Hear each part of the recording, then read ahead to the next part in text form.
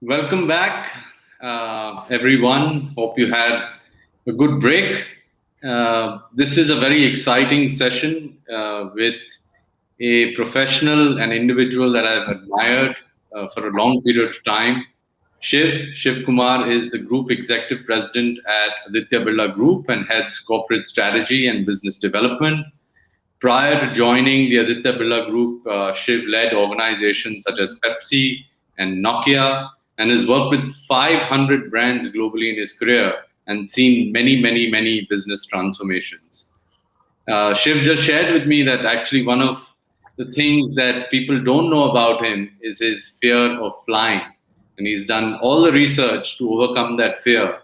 And you well know that given the portfolio Shiv leads, he's probably taking multiple flights during a week.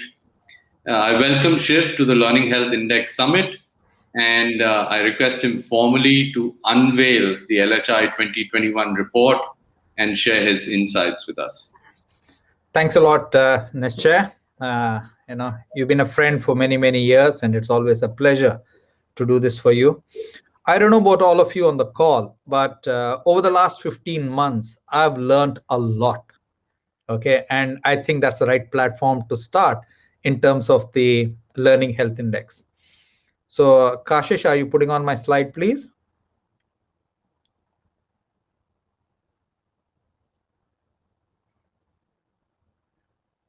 Yeah.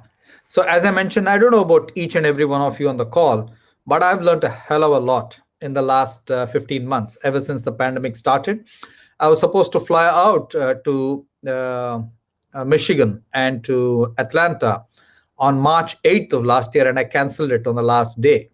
And I said, look, no, I'm not so sure about this COVID thing. I thought it'll go away in 3-4 months. But over the last 15 months, we've completely changed the way we work. I have changed the way in terms of my routine, in terms of my food, my terms of my gym habits, in terms of my learning, and in terms of conducting meetings with my team. And I will share a lot of that as we go through today. Okay, next slide, please. So I start by asking ourselves, this is about learning health index. So I start by asking myself, what type of a worker do we have today? What type of an employee do we have today in the workplace? And I go back to Peter Drucker, one of my gurus. Peter Drucker coined the expression the knowledge worker in 1959, believe it or not. Okay, that's virtually 60 years ago, 62 years ago. And what is a knowledge worker? The way Drucker defined it. A knowledge worker does a thinking job and keeps learning in order to do a better job. Now, Drucker defined this, remember, at the height of the Industrial Revolution and everybody doing more with machines and doing much more with productivity. And he said this much before the advent of IT and telecom and each of that. So in that sense, he was very prescient. And the key thing here is keeps learning. That's the important part. Next slide, please. Then after Drucker in 1959 came Kaizen in 1986. It was an American who went to, Deming, who went to Japan, and he taught the auto industry how to improve quality. What did we learn from the Kaizen way of working? We learned how to reduce waste as a team. We learned how to simplify work processes. We learned how to improve safety record. We learned how to improve customer satisfaction and employee satisfaction. We learned how to work in teams. We learned to be autonomous. We learned to put the issue on the table. Self-organized groups put the issues on the table and said, this is what we've learned. This is what we can do better. But most important of all, I think the Kaizen system taught people how to document learning. Document the problem, document the answer, and document what happened after that. Sometimes we recognize that Kaizen as a way can only happen if you're properly trained. Otherwise, it does not happen. So this, I think, was the first real big initiative in terms of collective learning, where teams learned on their own, and then teams transformed that learning into benefits for the organization. Next slide, please. Then a lot of HR managers, etc., got together and said, what is the process of learning? What is the logic of learning? And then the 70-20-10 model, which a lot of people use even today, 26 years later, was around 70% of the time you learned on the job through challenging assignments. 20% of the time you went through developmental relationships. It can be a coach, it can be a mentor, it can be a good boss, and things like that. And 10% of the time you learn through courses and training. A lot of people do say that after people attend a course, they forget most of it in after 72 hours. But this was the 70-20-10 model of learning, which was then used by a number of HR people in terms of driving learning.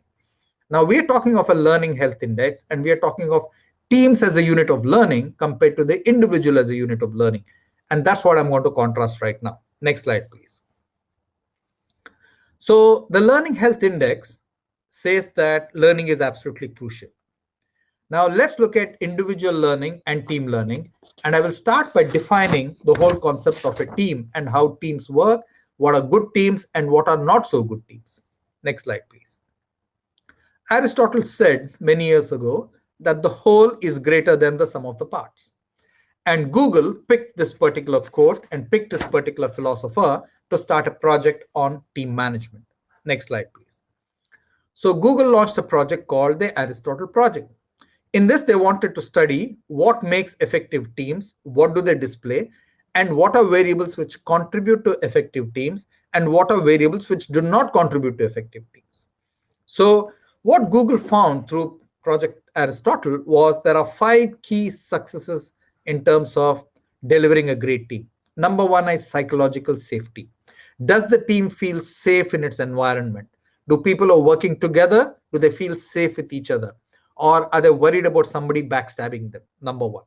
Number 2, the dependability amongst team members. That I know that I can step in for you if you're short of something. Somebody else will step in for me if I'm short of something. So each of us will give and take something or the other in order to make each of us better. Third, structure and clarity in the team. Fourth, the meaning of work they do. Is the work they're doing meaningful, and is the work contributing value to the organization or to the purpose or to the institution where you're working? And finally, the impact of work. Is the work that we are doing really impactful? These are the 5 things which define good teams. And I think it's extremely important to focus on this as we think of the concept of a learning health index. Okay.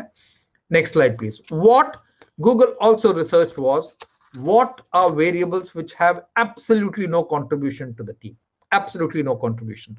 And it's very important for people on this call, whether you're from EdCast's, whether you're from the client organization, or whether you're from NHRD, to recognize this. Zero correlation between these 7 variables and teams and the way they work. Number 1, the co-location of team members. For long, we felt that if people sat together in one location, they're possibly better off and they will be a better team. That's not true at all. And I think the COVID pandemic has taught all of us that it's not true. I think all of us have figured out how to work as a team when we've been dispersed across the world. Number 1, teams which are consensus driven. That is also not true. I think there are many times teams have to challenge the conventional wisdom.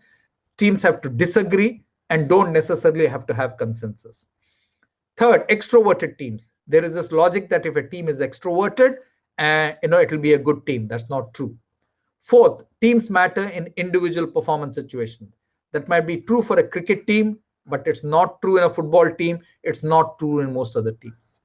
Next, seniority. Does seniority play a role in pulling the team together? The answer is no. Is the tenure of people in the team? People have been there for 5 years, people have been there for 7 years. Is that true? Not true at all. For example, in one of the teams I lead, which is the strategy team, I inherited a team in 2018, 3.5 years ago. Today, almost everybody has changed except one person. We are on the second round of people. And in the second round of people, 2-3 people have moved on. And we're still getting better as a team. So tenure has absolutely no correlation. And finally, team size. One of the things in the pandemic we found is that team size, smaller team sizes of 20-25 have worked better than larger team sizes on web calls. This is what is the new research which has come. But very clearly, team size has no correlation to team performance. Okay, so this is what we have learned from Project Aristotle, from Google, in terms of both what's good and what's bad. Now, the definition of a team itself is a challenge. What is a team? In most times, we've said somebody who works in a function is a team. Somebody who works in geography is a team. Somebody who works in office is a team. Next slide, please. In the 1960s, the aerospace industry gave us the matrix way of working. And today, most organizations, whether they're global multinationals or Indian multinationals or Indian organizations, most organizations are matrixed. They have a matrix way of working, which means people report to different lines of functions in order to do the same job. So suddenly the definition of a team is very, very different from what we were used to in the past. So as more companies have accepted the matrix way of working, now we need to start thinking about what is common to people who work on this team, irrespective of which function they're really working in. Next slide, please. So as a result of matrix way of working, as a result of technology and its developments, and as a result of globalization and regionalization, today we have far more collaboration and communication tools today at work than ever before. The time spent in collaborating on work activities has gone up by 50%. In the 1990s, most companies adopted email.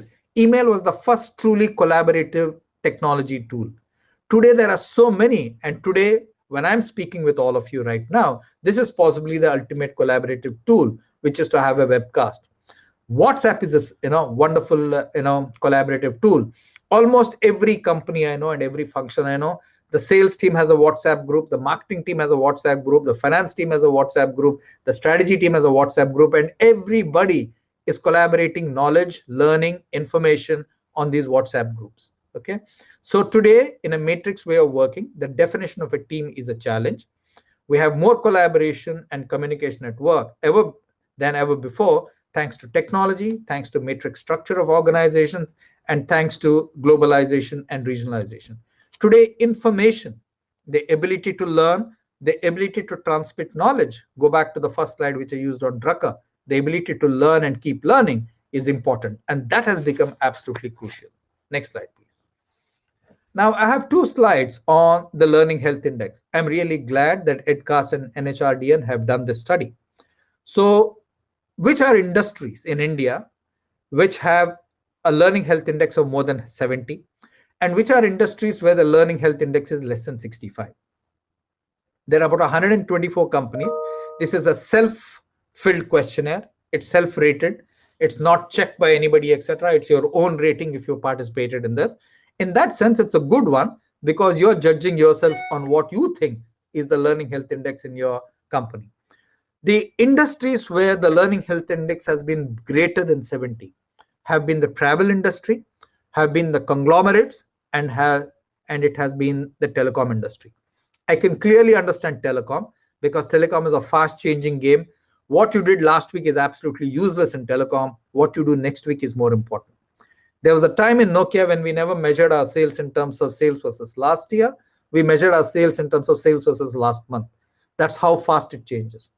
If in the mobile phone industry, you do not get 40% of your sales with new products launched in that year, your history, you'll have a terrible year. So the Learning Health Index in these industries, which is travel, conglomerates, and telecom, very high, more than 70%, which is very good. Surprisingly, I found that the Learning Health Index of less than 65 in IT services, in retail and FMCG, in durables, and in education. I find the last three surprising, which is retail, FMCG, durables, and education. I find it surprising because all these industries have one focus, which is the consumer. And if you look at the last 1 year, I submit to you that the consumer has changed faster than marketeers or companies or CEOs. The consumer has adapted and adopted to digital much faster than any of us. So I think the retail FMCG boys, the durable boys, and the education boys must forget the not invented here, must forget that I know it all. I think they are being led by the consumer, by the nose. They must change dramatically if the Learning Health Index in their organizations has to go up, and that's the only way they're going to win in the future. So this was the LHI survey of last year. Industries which are more than 70, which are less than 65. My submission to you, industries which are less than 65, you need to step up your learning as teams in order to succeed in a dramatically different world after 2021. Next slide, please. So when we ask people for attributes in the survey, What did they find as strong attributes? I think learning strategy in most organizations is good. That's what this survey throws up. However, what is weak or perceived as weak is tools and technology and the impact and measurement. Now, this sounds familiar to me, given one of the jobs I do, which is we always talk of strategy. So the learning strategy is fine, but our execution seems to be weak, which is tools and technology, and the impact or the measurement of that seems to be weak. So I think this is something that all the leaders on the call should be aware of and what you want to do. It is not good enough to put out a learning strategy out there. I think what's absolutely critical is to give your employees and your colleagues the necessary tools, and more important, to measure it to say what is the impact of this learning and what we are doing. Okay. Next slide, please.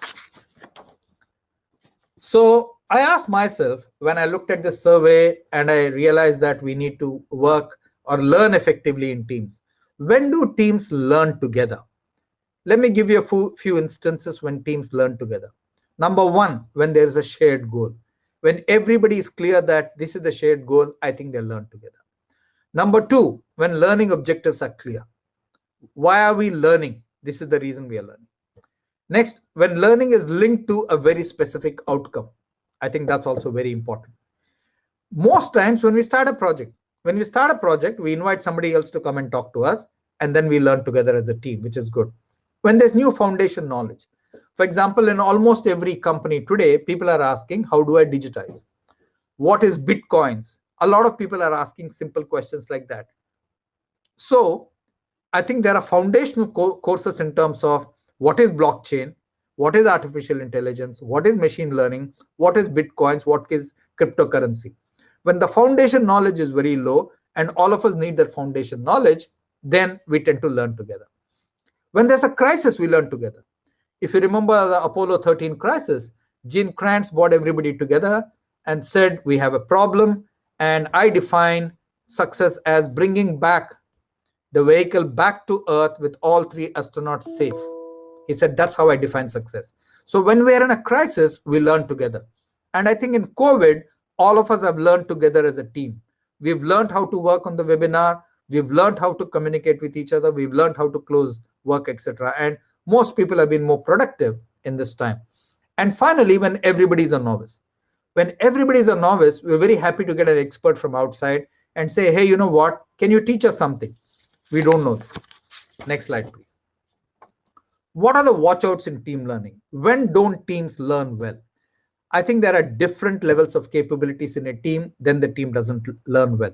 So when the capabilities in a team are asymmetrical, that team doesn't learn. Second is when there are different functional loyalties or silos, then the team does not learn. Because then each person comes at it as, look, I'm from supply chain, this is what I want to do. I'm from sales, this is what I want to do. I'm from finance, this is what I want to do. So then team quickly breaks away, it becomes siloed in nature, and nobody is there to integrate it. So whenever you have team learning, it's very important for you to ensure that you have good leadership which can integrate that learning. Next slide, please. So learning is an individual skill. All of us know that, absolutely no doubt on that. However, learning for a team is a discipline. And let me give you some examples. In COVID, in one of the businesses I run, the textiles business, we started doing our daily calls in the afternoon at 1 o'clock from across the world. In the afternoon at 1 o'clock, we'd get all the CEOs on the call to say what is happening in the market and how are we doing. Every day we did that till December. After that, we moved to a weekly call. So in a sense, we're managing the business, in combined learning terms on a daily 24-hour basis. With the strategy team, I asked them to have a call every evening at 5 o'clock to learn, okay, what's happening, what can we do different, what should our businesses watch out for, etc. So the whole team was learning every evening at 5 o'clock. So somebody or the other was bringing a new topic to the table and say, hey, this is what I want us to talk about today. I think this is the impact it will have on our business. Okay. I think in webinars, most companies opened up their companies to external stakeholders, and many CEOs and many people out there went and spoke in each of these webinars to impart knowledge cross company. I think the other thing we learned was vaccination. See how many of us have coordinated, in terms of the learning on vaccination, where to go, what to do about it, etc. And all of us have learned together. So I think businesses have learned together, health issues we've learned together, vaccination we've learned together. And if you look at families have learned together, okay, topics for their children or education through this pandemic. So learning is an individual skill, but is a team discipline. Next slide, please. And my last slide, I'll still, finish in 20 minutes, despite the glitch. Quite often we ask the question, why do companies succeed? And there's a lot of research. And one of the important points of that is right place, right time, luck, number of reasons why people say companies succeed at the right time. There's a lot of research on why companies don't succeed. While people don't agree on why companies succeed, most people agree on why companies don't succeed. And there are three reasons why companies don't succeed. Number one, arrogant leadership. When leaders think that they know it all. And I go back to that LHI less than 65, some of them might be displaying that. Number two, when you have a very strong culture. A strong culture is actually a weak thing because a strong culture does not force you to change. So Henry Ford did not fail because he had a weak culture. He had an extremely strong culture. And that's why he said you can have any car as long as it's black. What was the culture? To produce a car at the lowest possible cost structure. That was the culture. Everything was done around that. The reason he wanted black was because black paint was the fastest drying paint on the assembly line. A red paint or a blue paint took more time. And hence he said, we'll only make black cars because it brought the cost down, it improved productivity. And the third reason why companies fail is the inability of the company to learn and unlearn. That's the reason. So in the launching of this Learning Health Index, okay, you can download this. It's a wonderful initiative from EdCast and NHRD. Please remember, learning and unlearning for every team is crucial. The shelf life of a concept today is less than 14 months. The shelf life of a company today is less than 20 years. In 1960, the average age of a company was 60. Today, it is anything between 13 to 18, depending on which data point you read. If you're not going to learn, unlearn, whether it's your business model, whether it's your people strategy, whether it's your customer strategy, you do not have a future. So learning and unlearning is absolutely critical. So one of the things I'm asked, and I'll close with this, I tend to read a lot of books. And a lot of people ask me, why do you read all these books, etc.? I read these books because it keeps me up to date. All I can tell you is knowledge might not help me succeed, but lack of knowledge is an absolute certainty to help me fail. So if you lack learning, you will almost certainly fail. If you learn, you'll be on the treadmill, you'll be in the game. So please keep learning. Please encourage your team to learn. So that's all I had to say, Nishchay and EdCast. Thank you very much. I think we are over by a minute or two thanks to the glitch, but I'm more than happy to pick up anything from you. Thank you. Thank you, Shiv. That was absolutely wonderful. And Swami Chinmayanand said that we are born not to compete with each other, but to complete each other. And the notion of a team is really about honing skills that can combine and conquer and help raise standards of performance within an organization. Questions. So there's a question that I saw that came in, and that talks about, well, how do you actually rate self-rated surveys, the effectiveness of self-rated surveys vis-a-vis those of audit-based ones? Yeah, that's a good question. This is a question I discussed with Nishchay also when we did this, when we looked at the survey. Here's what I would tell you. A self-rated survey, when you start, it's the baseline, right? You're given a baseline to yourself. Next year, you're giving the same baseline. So it's like an open book exam, right? You know what to do about it. So nobody else needs to come and show you the mirror. You have the mirror to yourself.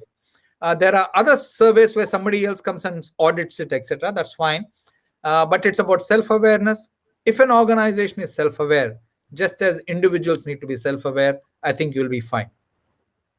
And just to add to that, I think equally so is the responsibility of a competent authority to be as objective in their assessment, such that you can see the mirror yourselves.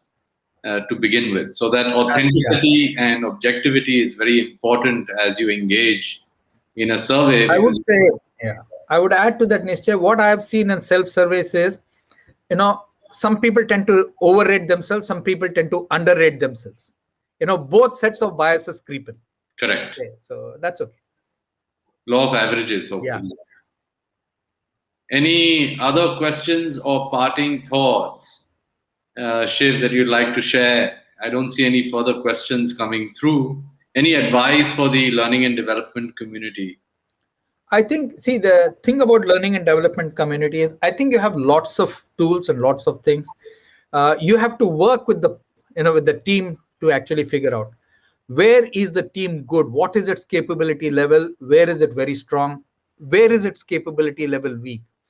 And if you look at today, I think communication is absolutely critical as a learning discipline.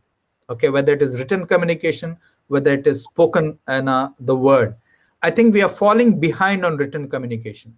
I think that's an area which I think we really need to think. The second place I think you need to ask yourself is, what skills or capabilities are needed in the team to truly make it agile? Agile is a big word. I think in order to do that, you need to progress work horizontally in an organization. The handovers have to be very, very good. And when is a successful handover, when is not a successful handover? So I think the learning in terms of the unit of work, how is it processed and how is it handed over, I think is another very important aspect. Because many times today's organizations are slow because things are falling in between those cracks between silos or departments of people. So till you truly do that, you'll not get a learning organization, you'll not get an agile organization. Now, Shiv, there's an interesting question here. It says, what is the method to achieve collaborative excellence? Because Okay, that's a very good question. I can give you two organizations examples.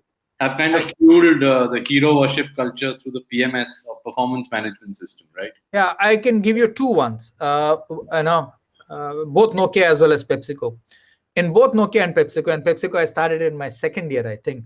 We had what we call the blue box.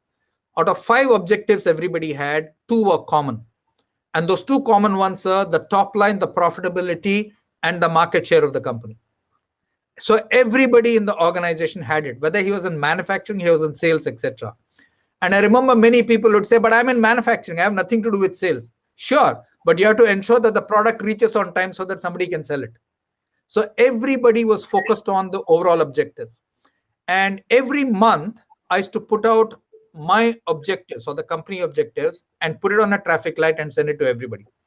This came as a result of one of the what we call an initiative is called the CEO, Collaborate, Execute, Own. This is a program we started for the top 300 leaders. Shamik Basu, Pavitra Singh, Bhavya Mishra, Abhishek, these are the guys who are involved with it. It was a very successful program in developing future leaders, but this is how we forced functional collaboration. Great. We are on the hour, Shiv. I can't thank you enough for sparing this time. Always listening to you is a joy. Your pragmatism, your ability with telling a story with simplicity, and for the audience to really go back with concrete takeaways and to-do items is really beneficial. Thanks once again, Shiv. And to the audience, we'll be back at 3:20 with prime time. See you then. All the best, guys. Thank you.